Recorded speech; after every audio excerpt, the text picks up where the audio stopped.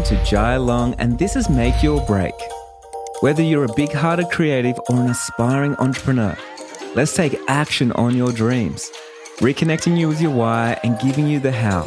I'm here to dish out actionable mindset tips and fun industry secrets to help you blow up your biz. From eye-opening reality checks to motivational gold, no two episodes are ever the same. So tune in weekly, skip the FOMO, and let's dive into the deep together.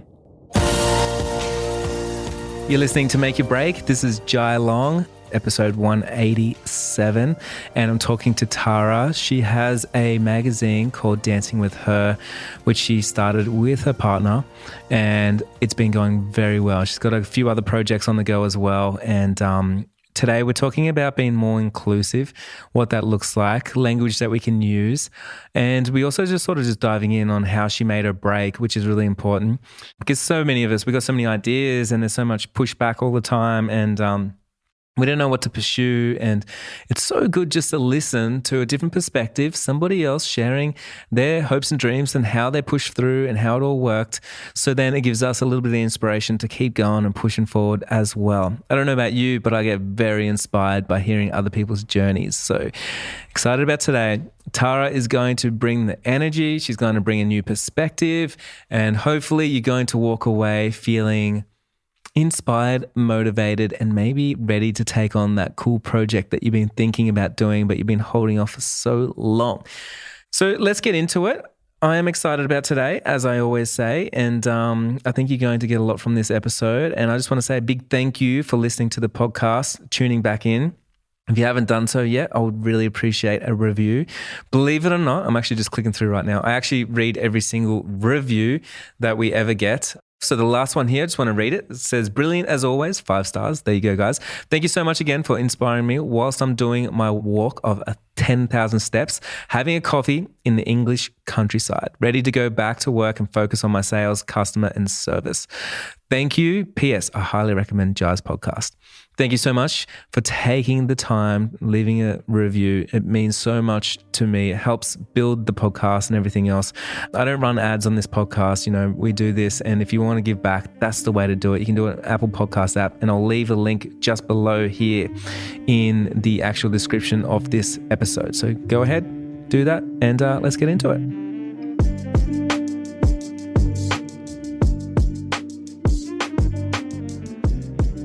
Hey, today we have Tara here. She is from Dancing With Her. She has a magazine, a big online presence, and she's doing some really cool stuff to educate the community and bring some really good resources to the world that helps everyone become a more inclusive vendor as well. So tons of good stuff. But today I really want to dive in and talk to Tara about her origin story and how it all started with her, because I know it's going to be interesting. And also she works with her partner as well. And I'd like to know a little bit about that because it can sometimes not always be easy. So we'll see. Hi, Tara. Welcome to the show. Thanks so much for having me, Jai. Of course. I'm excited that you're here. I'm excited to be here. So you're in Bendigo. Yes. It's a recent move for us. We've been here for about 12 months. So we moved down from the Gold Coast. But it's been a nice change so far. Yeah. For some reason, I felt like you were in Brisbane or the Gold Coast for some reason. So there you go. It was. So can you tell us a little bit about yourself and what you actually do as well? So then we can sort of kick it off from there. Sure. So I actually have 2 publications. So I have Dancing With Her and Dancing With Them. But Cool. The bigger one of those 2 is Dancing With Her. And we started that back in 2016 when Alia and I got engaged. We were looking for wedding inspiration that we could see ourselves represented within. And what we kept coming across was either we weren't represented, or what was out there was really stereotypical in terms of there was lots of rainbow flags and everything was in celebration of pride rather than in celebration of the love story. And that's not what we wanted for ourselves. And so we sort of sat on that for probably 8 weeks, to be honest. And I said to Alia, I think we need to do something about this. Like, it's making us feel really shit. Like, we don't want to plan a wedding because... Kind of takes the joy out of wedding planning, doesn't it? Absolutely. The industry wasn't welcoming for us. And so we sat on that, and it was the next day, I think, that we started an Instagram account. And here we are 6 years later. It's funny how like a really good business and something that you're passionate about always starts from solving your own problems. It definitely was. So yeah, it was something everything we create, even now, goes back to what would we want to see? What would we want to be able to look at when we're planning our own wedding? And we're still planning a wedding. We haven't got married yet. We'll get to that eventually. Yeah, yeah. But yeah, everything that we do is because of why we needed it. Do you feel like you have hit the mark? Sometimes, I'll be honest, probably our worst critics, like Alia and myself, most of the days, yes. Like we've obviously found a really large global community that needed to see exactly what we're putting out into the world. The feedback that we get from that community, or even parents of people with kids in the LGBTQ plus community, tells us that we are definitely on the right track, that we're making a difference. Feedback from wedding vendors is that we're making a difference in the industry. So that's all positive, and that's everything that we're trying to create. But there are definitely things that I know that we can do better, that we can put out into the world. And so I don't think we've hit the mark, sure, but there are other things that we can do. Yeah. So you feel proud of where you are today, but you're still ready and growing for something tomorrow. Absolutely. Yes. Yeah. And so tell me a little bit about this process, because there's a few things that come to my mind. One is like, obviously, did you say 2013? 2016 is when we got 2016. engaged and started. Yeah. Yeah. Okay. So, especially 2016, like when I first started my career in 2013, like print media was very much dying. And then by the time 2016 came out, it kind of died. And then there was a few new wave of like magazines that came out that really stood out and things sort of took off. But just you and your situation or where you are with I guess like the wedding community, with print media being against you, with probably having no knowledge in that whole industry, I feel like you would have got a lot of no's. So tell me a little bit about that, like what you were sort of up against, and was it an easy road? No. So when we first started, I was working in aged care. I was working as a nurse in aged care at the time. And Alia was not long, probably about 8 months out of having a traumatic brain injury. She'd had brain surgery. She was actually a doula before all of this. And so she wasn't able to continue that work. And we were still definitely in recovery mode from that brain injury and the impact that had created within our own relationship and our own lives. And so we definitely went into this with zero knowledge on how to create any of this. We had to build our own first website, and that was a lot of, YouTubing things and working things out. And we were able to do that. And so a print magazine for us was super important, because the first thing that we did when we got engaged was went to a huge magazine store in Melbourne. It's 3 stories, lots of international copies. And we went in there looking for inspiration. Yeah. And so there was not one wedding magazine in that whole building that had a relationship that looked like ours. And when I say that, all I mean is an LGBTQ plus relationship. It was very heteronormative. And so we wanted to create a magazine because we knew that's what we wanted. We had no idea if the world wanted that as well. And there was a lot of no's. So we actually started creating the magazine, it was probably around September, October in 2016, with the aim that maybe we would have it out by March. We had no idea what was about to happen. We actually didn't get that magazine out until November that same year. And there was a lot of no's. There was a lot of being told that, if you don't have 100K in the bank, it's not going to work for you. You're not going to be able to do this. And how did that make you feel? More determined to make it happen, to be honest. Yeah. To be honest. So it didn't actually hold you back at all? No, not at all. The complete opposite, really. My upbringing was very, I had to be very resilient. I grew up in a single parent household. My dad got cancer when I was probably in my early teens. And so we were in a household that didn't have any income, and we had a lot to go through. And I watched his journey. And I think from that, my resilience is built, and I've been able to apply that in business. And I think that's been really amazing for us. So yeah, for every no, I was like, all right, well, somebody else will say yes, let's keep going. And so there was a lot of no's. There was a lot of people. Were you surprised by how many people said no, or sometimes the people that did say no? Probably not really. I understand, like, we had no background in any of this, that this was going to be a hard road. We were willing to do it, but we didn't really have anything to show other than our growing Instagram account. That's all we had. And so we were really lucky to find a printer who wanted to sit down with us and talk us through the entire process of what that would look like and how much money we actually needed for that. And, you know, like I said, I was working as an aged care nurse part-time and part-time caring for Alia, and Alia was on a disability pension or going through the process of that. And so she didn't have an income, and it was a lot of money that we needed up front. And so we kind of put that out to the community, and we were able to pre-sell thousands of copies to 40 countries around the world. So is that actually how you raised the money? Yeah, that's exactly what we did. So you didn't get a loan or anything. You just put the product out there and then just let the market basically say yay or nay. Yeah. So we actually pre-sold. We had the aim to pre-sell enough copies to pay for that initial print run, which we were able to achieve in a couple of weeks just via Instagram. Did you have a big social media following by this stage? It was under 20,000 because I remember when the magazine came out, we got a lot of media attention, and that's when it started catapulting. Mm-hmm. But yeah, it was definitely under 20,000. Did either of you guys have a social media following before going on this sort of journey? Nope, we started at zero. And we don't even use it for personal reasons necessarily. So it was definitely starting from the ground. It's just good to know, because there's so many people that say like, yeah, but if someone already had a following, then it's like, it's easy, you know? So it's just so good to see that it's like from zero, we went with an idea. With the idea, we built a community. With the community, we pre-sold the product. With the product, we were able to grow this global magazine. Yeah, that's exactly what we've done. Yeah. And how is it working with your partner? Challenging. We work very different from one another. We've actually always worked together. Almost every job, aside from that aged care job, we've worked together. That's how we met. I was Alia's boss at one point, you know, and so the dynamic between us sometimes can be really challenging for us. And I'll say probably the first 3 years of business was really hard. And I mean, we were still trying to overcome Alia's injury as well. And it's changed her a lot from the way she used to be able to navigate everything to how it is now. So it was a learning process of learning how. So all this was happening at the exact same time. All of it at the same time.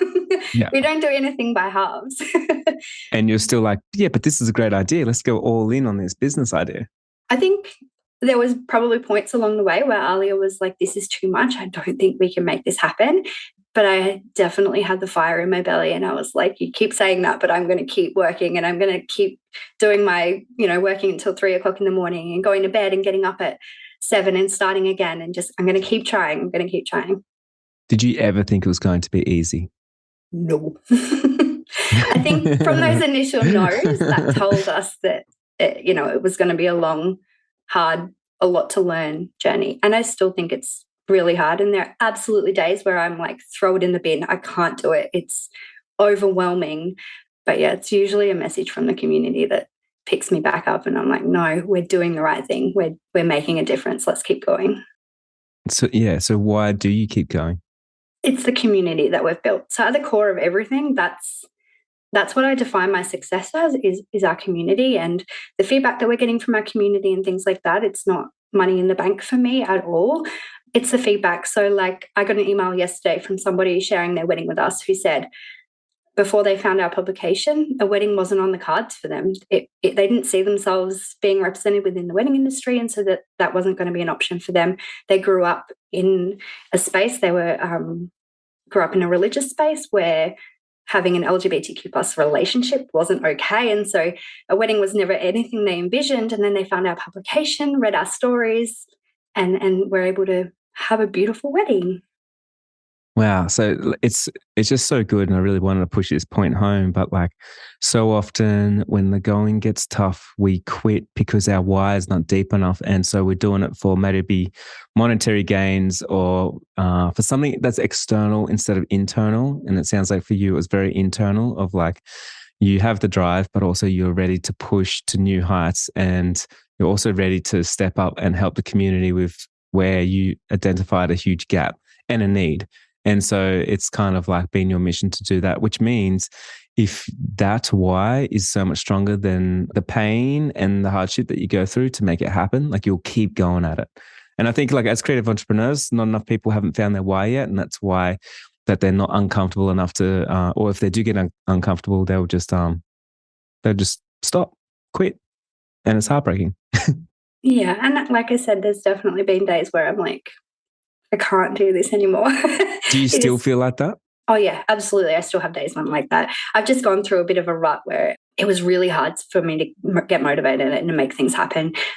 And I can identify that that's because I have too many projects on at once. I'm trying to achieve too many things and I need to focus on one thing. That's just how my brain works, or focus on a couple of things, not necessarily one. But, we're in the process of hiring and all of these fun things. And so it was really overwhelming and it was really hard to get up and do the work that we need to do. But yeah, like I said, at the end of the day, it's the community that drives us to do what we do every day. We know how important it is to have a wedding industry that is inclusive and is welcoming to all people. I feel like in my heart, it should be an industry that's like that, and it's not. And a lot of the feedback we get is, we've got marriage equality, and so that's kind of a full stop on that. And the conversation is so much more deeper than that. And the reality is that discrimination is happening in the wedding industry around the world. It's not like just something that happens in the deep South in America. That's not the case. Like, it happens at huge venues in Melbourne, it happens in New York, it happens in LA. And the stories that we receive of what's happening to people is totally breaks my heart. And I can't, that drives me. Like, I can't be okay with that happening. Like, I need to be able to do something to make that change. Yeah, absolutely. So when you started in 2016, you probably would have been a little bit more naive, to be honest, because you probably didn't really understand the industry and what's actually going on around the world. And you live in a pretty progressive country as well. So have you kind of, from 2016 to now, have you seen a lot of change? And the second part is like, but is it still a lot of work to do? Mm-hmm. So when we first started, marriage equality wasn't a reality in Australia. There was conversations around it, but it wasn't anything, like, we hadn't put into place anything. And so 2017 is the year that we went through the whole plebiscite thing, which was so emotional. I still get emotional talking about it. And it was years ago now, it was a huge thing for our community to go through.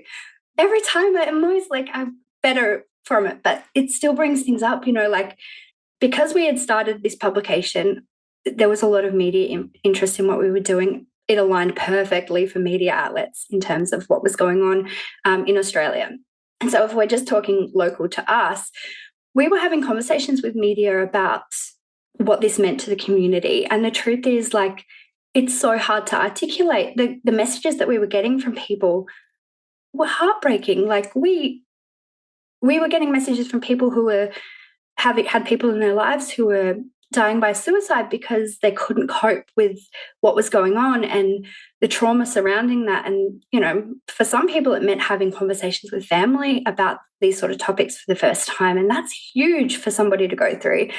Whether you come from a progressive country or not, there are different things happening in people's lives that we need to remember. And this applies to wedding planning as well. When we're working as a photographer, for example, we need to be thinking about, what is it like at home for these people?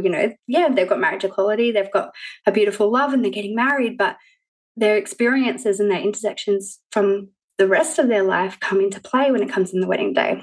And so I definitely think there's been change, even in Australia, but also around the world, there's been change. We do have marriage equality in more countries now, which is the obvious one. But there's also more conversation around it. And I think that that's super important. We need to be having conversations like this. But there is absolutely a long way to go. I still get a lot of emails about people whose contact forms say bride and groom. Like, that's such a simple one, but one that's overlooked all the time. Or it's usually to do around language that's being used, or images in marketing, like, aren't inclusive and they're not showing the wider community. It's, styled shoots are still happening that include models posing as LGBTQ plus couples, which is super inauthentic and not the right thing to be doing. We need to move away from that. We get them all the time. And so there's still a lot of conversations that need to happen and a lot of change that needs to happen. But in saying that, also it's the community, the LGBTQ plus community is fluid, I guess. Like, we're learning more about the community and expressing ourselves differently and things like that. And so even for me, as part of the community who teaches people how to be inclusive wedding vendors, I still need to continue that education and I still need to continue to learn. It's an ongoing process. It's not something that, we tick a box and we move on from that. I do remember roughly around about when you first sort of started your publication, there was another publication in Australia that actually went out of business, and it was to do with this whole topic because they weren't willing to evolve and adapt and everything else. And then they kind of lost everything. I'm not sure if you're familiar with who I'm talking about and what happened. Mm-hmm. But do you think like moving forward, there's a lot of businesses that will be left behind because there's always sort of a big spot where people get stuck on not changing? Like you see this all the time, especially in business. Like they're like, I've always said that word. I've always done it this way. I've always, it's like this, it's like this. And then they're going to find themselves really quickly that will feel like quick to them, but really irrelevant to the market because the market will shift and they will be left behind. Absolutely. I mean, at the end of the day, you're going to attract the people, the way you speak and what you put out into the world are the people that you're going to attract. And so we see quite often vendors who want to attract the LGBTQ plus community, but they haven't had a chance to shoot a couple within the community, for example. And they come to us and they're like, well, how do we make that happen? I'm like, you've got to go out there and you've got to do the work. You've got to be educated. You've got to use the right language. You need to show LGBTQ plus people that they're welcome within your business, because I know we do a survey with our community, and so we can keep on top of this sort of stuff and understand a little bit more. And it's like 60% of people won't even bother to reach out if they don't see an LGBTQ plus couple on your Instagram feed. If they don't see that, if that's not one of the first 20 or so images in your feed, they're not going to reach out to you, and so you're losing work that you might not even know that you're losing. I had a friend the other day and she posted a same-sex couple on her Instagram. She does like probably every, it's always on her feed. And she actually just did a live video just to say that like every time she does, she gets a lot of comments on there from people just saying like, I'm going to unfollow you. You shouldn't be sharing this. And she was always just sort of brushing it off and just deletes it before the clients see it. But then she wanted to call it out. She's like, I don't want to call it out because it's so hard because I don't want to call it out, make it a fuss because of my clients. Like it's, it's them. But I'm also finding it really hard that there's people here following me that would treat people like that on my account, my clients on my account, instead of just leaving if that's not in line with you. So you do see a lot of things like that, and you're starting to see people to actually, I guess, call it out and stand up, and more people sort of like expressing their values and showing where they're at. So I think that's really interesting. Yeah, I think if you're really strong in your values, like, and you're putting that out into the world, that's what you're going to attract. And those people who don't agree with it will eventually unfollow you and not be a part of your community. And that's what you want. It's not, we're going to say vanity metrics or whatever. If you've got an extra 100 people on your Instagram account, and they're not the right customers for you anyway. So there's no point having them. Exactly. They're not for you. Let them go. Not for you. Let's talk about creating a more inclusive business. Like, I know inside like my business map, my course, I have like a whole module subject on inclusivity for a wide range of things. And I think it's really important that everyone starts thinking about their business and their brand and everything on how to be a safe space for everybody. And I want to ask you, like, what can we do to start auditing our own business and just seeing like what we can change in it, and to make sure that we are safe and friendly and we're putting out the values that actually are in line with us? Yeah. So I want to start by saying that when I talk about inclusivity, I'm generally speaking about LGBTQ plus inclusivity. I think that's important to remember that, that's not the only thing. We can be more inclusive by including a lot of different other intersections and different, different religions or different backgrounds or different skin color, whatever it might be. So when I'm talking about inclusivity, I'm generally speaking about LGBTQ plus inclusivity. That's because I'm a part of this community, and that's what I'm super duper passionate about. But within that, I also know the importance of sharing diversity of our community and representative of what our community actually looks like. A lot of the style shoots that we get submitted as a publication are often skinny white people, usually brides, and usually both wearing dresses. That's not what our community looks like. Our community is so much more diverse than that. And so that, when I'm speaking about that, that's what I mean. In terms of like how we can go about being more inclusive, there are lots of little things that we can do. So usually when I talk about this sort of stuff, people are like, of course, like that's common sense. That makes sense. It's a super easy thing to change, but it makes a huge difference Hey, for but the common community. sense is not common practice. So let's be honest with each other here. Sometimes, yeah. So usually that's the feedback that I get is like, oh, that's so small. Like I said, like make sure that your end-to-end processes, like I'm talking where people first find you, that very first interaction that somebody might have with you, that the language that you're using isn't assuming that there is a bride or a groom in that process until you identify that there is. I don't want to go about saying like, sometimes I put things out into the world and people are like, no, like we can still use the word bride or groom. Absolutely. If that's how your couple are identifying, use those words, use the words that they're self-identifying themselves as. So there are lots of different phrases within the LGBTQ plus community that somebody might be using to describe themselves on their wedding day. And so just mirroring back that. So you're listening to the people along the way. So yeah, we start from where people are finding you all the way through to that very like last email that you send to them, and then beyond that and what that looks like. And so you really need to be looking at that process from the perspective of pretend you're an LGBTQ plus client or get an LGBTQ plus person to have a look for you. That's probably the best way to go about it. And make sure that process end to end is exactly the same for somebody who is in an LGBTQ plus relationship as it is for somebody who's in a heterosexual relationship. Because at the end of the day, you might be working with a heterosexual couple or presenting couple. Those people might not actually identify as heterosexual. They might identify as somebody within the LGBTQ plus community. And so we want to be inclusive of them within that process as well. But yeah, like I said, we've got a little guidebook that we've put together that's kind of like a checklist, like things that you need to look at on your website, on your social media, in your marketing, your emails and things like that. So we've got a little checklist that you're able to download, and hopefully we can give that access to that for people. Yeah, I'll put that in the captions underneath. Yeah, so people can go through and just check that along as well. Cool. And what about like, I talk a lot about like building your brand. This is something I'm really passionate about. It's like people don't realize a brand is more than their logo. And it's like how you interact with people on social media, how you talk to people or make Facebook posts. And you see this a lot. Like you'll see like, hey, so how do I attract more brides? Or how do I do this? How do I do that?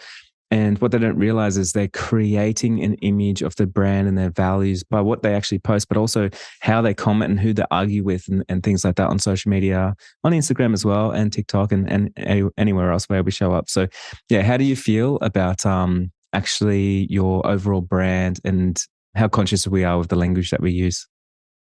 I think that we need to be really conscious. It's something that I usually will write like a caption for Instagram and I'll reread it just to make sure that I'm making that I'm being inclusive of people. One thing that I'm working on for myself at the moment is trying not to even use the word couples. And I know I've already said it in this podcast, but it's something that I'm trying to move away from because within Dancing with Them as a publication, we're getting more and more people who are in throuples or, polyamorous relationships and they're wanting to share their love. And so I'm trying to be really inclusive of those when I'm talking as well. So like I said, I've still got work to do and I still need to make sure I'm doing these things along the way as well.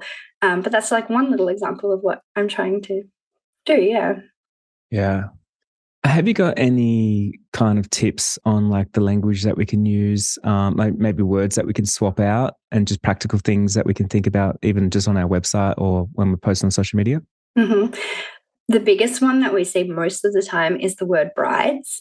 It gets used all the time. And I know that there's a lot of conversation around, it's not just the bride that's planning a wedding day. And that's absolutely true. We need to be shifting our language away from that. I tend to use the word lovers, although some people like it, some people don't. That's just the language that I use within our brand. That's what fits for us.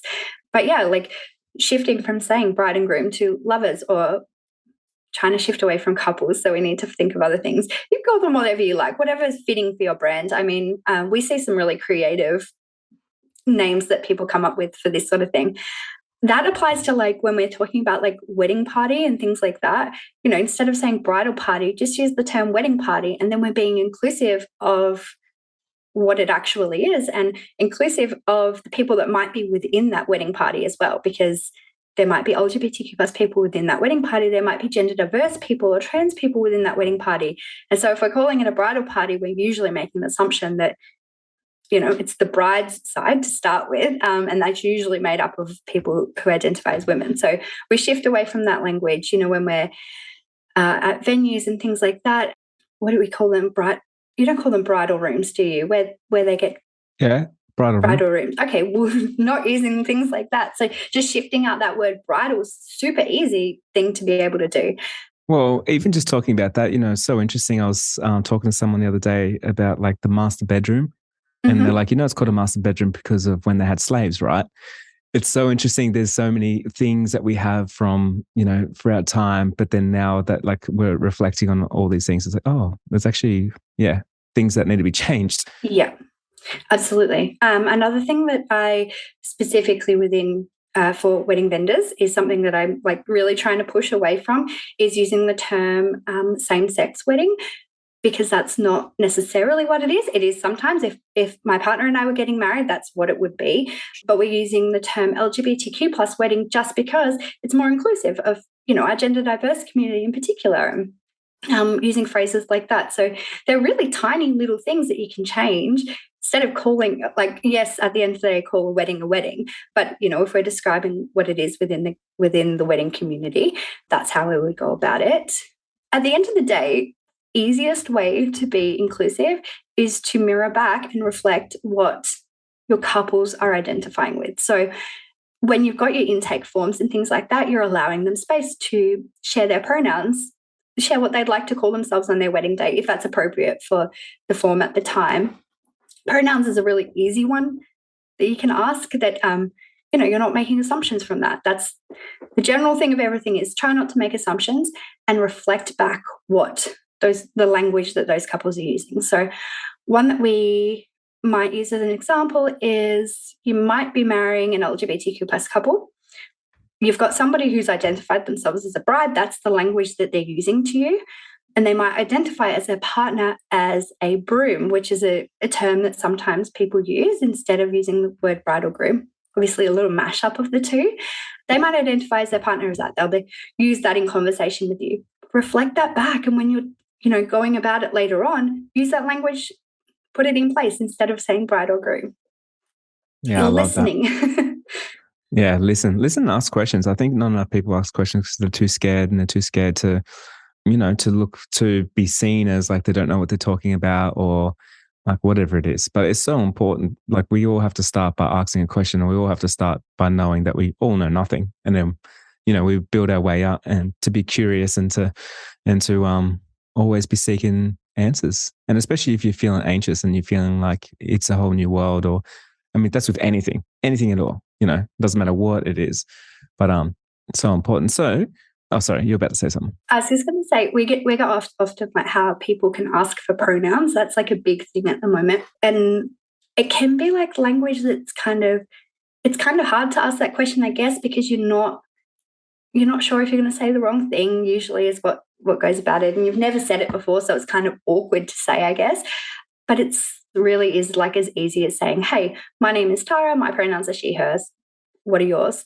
Or just lead with, these are my pronouns. You don't need to necessarily know somebody's pronouns. It's not necessarily important in what you are doing.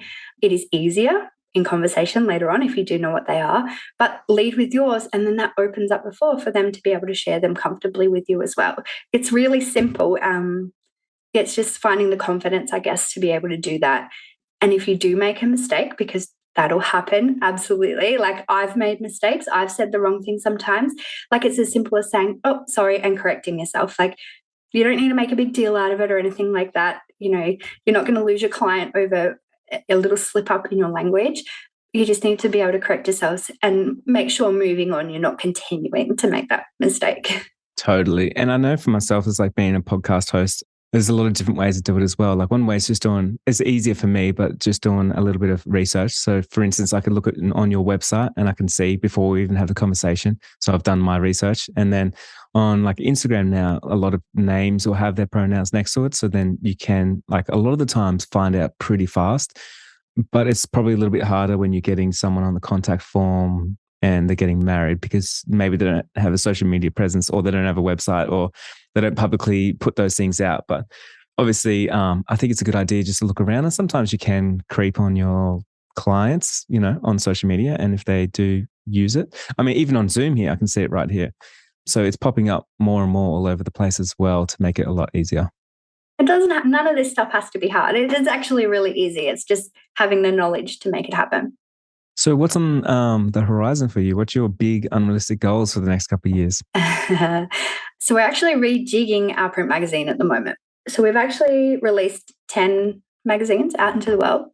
The 10th one came out during COVID, and it was a bit of a shitstorm. Printing was really challenging. Postage is still really challenging for us. Hard. So just trying to work out the best way to move forward from that. So we're actually working on reimagining what a print magazine looks like for us. It is still really important to us that we have something that is tangible and that people can buy, because people love having that and people are proud to have that in their homes. Yeah. And I remember the first time I met somebody at a workshop, and they said that their friends had them proudly on display at their home. And I was like, oh, like people really like this is really connecting with people. And so it's super important that we keep that. It's just reimagining what that looks like moving forward. And so for us, currently, we're still working and ironing out the details. It's still a few months away, but we are looking at doing more of a coffee table book full of wedding inspiration and wedding planning stuff and all that sort of stuff. So that's what we're working on at the moment, just working out the logistics of that. But something that we haven't really seen before, but know that, our community is going to love something like that. And it's going to be really different and unique, and super excited to work on that. And continuing to work and expanding on our second brand, which is Dancing with Them, which is Dancing with Her is obviously quite a gendered publication. I see a real need to share stories beyond that. And so Dancing with Them has definitely been an outlet for us that we've been working on for a little while, where we're able to share more stories from like the gender diverse and trans communities particularly. But yeah, there's lots of diversity within that publication. So exciting. And sort of just to wrap up here, I know that you do have an online course as well. Yes. Can you tell us about that and where we can find you? Yeah, so we created a entire course. It's about 2 hours long, so there's a lot of information in there, but super digestible, bite-sizey stuff. And it's literally called How to Be an LGBTQ plus inclusive wedding vendor, because that's exactly what it is. We teach you everything from why this stuff is important, because I think that sometimes having the really tough conversations around this and talking about what the industry actually looks like right now, what discrimination looks and feels like in the industry, I think if we don't understand that, it might be harder to know the importance of this sort of stuff. So we talk a lot about that sort of stuff. Obviously talk a lot about practical stuff like languages that we can change and shift in. We talk a lot about also like so the results, we do a survey once a year around this sort of stuff. And so we talk about the results of that and how we can apply that in our marketing as a wedding professional to start being more inclusive and attracting LGBTQ plus clients. So we talk about that, all your marketing stuff, end-to-end stuff, and that is online. So probably the easiest way to go about it is heading to dancingwithher.com. We have a little tab there that says for wedding vendors, and all the information's in there. The free downloadables in that little pull-down menu as well. Sweet, perfect. And I think, what was the cost? $29? It's only $29. So get over there, buy it. It's a no-brainer. Yeah, it's super accessible. That was something that was really important to us. I don't want to gatekeep the information. I think that if we're putting huge price tags, this course is like, I know that it's worth a lot more than what we charge for it. But the reason for that is because I feel like it's really important that we can get this out to people.